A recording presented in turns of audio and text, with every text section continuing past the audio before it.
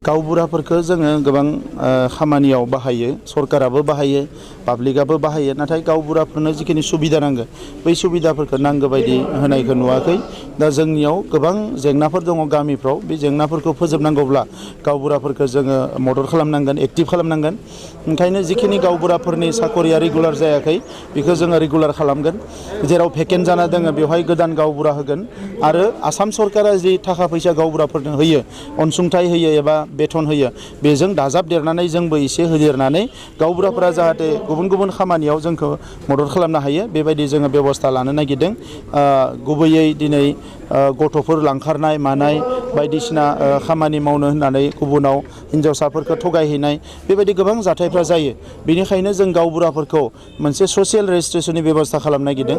जायफोर गुबुन जायगायाव खामानि मावनो थांगोन बिसोरो जाहाथे गावबुरानियाव गावनि एड्रेसखौ होनानै थाङो, बबे कम्पानियाव थांगोन, बहा खामानि मावहैगोन, मा खामानि मावगोन, बेखौ गासैखौबो डिटेल्स होलांबा सप्तासेयाव खेबफा गावबुराया फन हरनानै खबर लानो हागोन जे मोजाङैनो दङना गैया ना मा, बिमा बिफानोबो मिथिहोनो हागोन।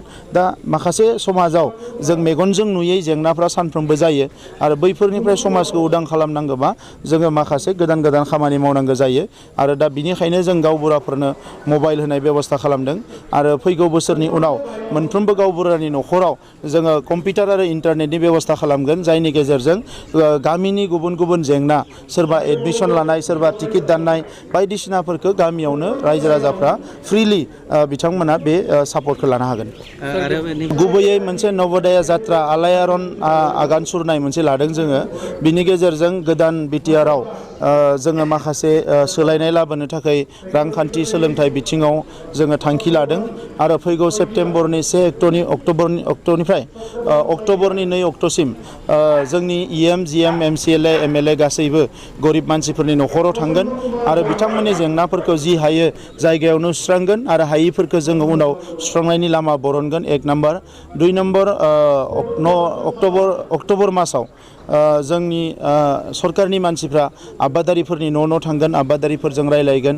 नभेम्बर मासाव आइजोफोरजों रायलायगोन, जेंनाफोरखौ सुस्रांनो नाजागोन आरो डिसेम्बर मासाव सोलोंथाइ फसंथानफ्राव थांनानै फोरोंगिरि आरो फरायसाफोरजों रायलायनानै गारजेनफोरजों सोलोंथाइनि जेंनाखौ सुस्रांनानै गोग्गो सोलोंथाइ लाबोनो थाखाय नाजागोन आरो जानुवारि मासनिफ्राय गुबुन गुबुन हाबाफारि बेबायदि लालांबाय थागोन। आरो जोङो दायो सानसेयाव 1 लाख किल' अमा जोङो जाहाथे बेदर बाहेराव हरनो हायो बेनि मोनसे आसनि बानायदों।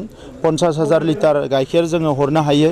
बेजों लोगोसे खमसे खम जोङो 50,000 किल' माने दाउ बेदर, बेबायदिनो बोरमा बायदिसिना जोंनिफ्राय प्रडाक्ट खालामनायनि जों माखासे आसनि लादों आरो बेखौ देग्लायनिफ्रायनो जोङो जागायजेनगोन।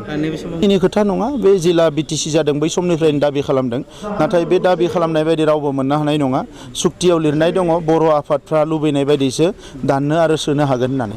नैबे समाव फैगासिनो दङ आरो गासैबो थिगानो थायोब्ला, जेबो जेंना जायाब्ला बर' माहारिया लुबैनाय बायदि जोंनि सानजानि सिमाया जे अरगोन बेयो रोखा जाबाय।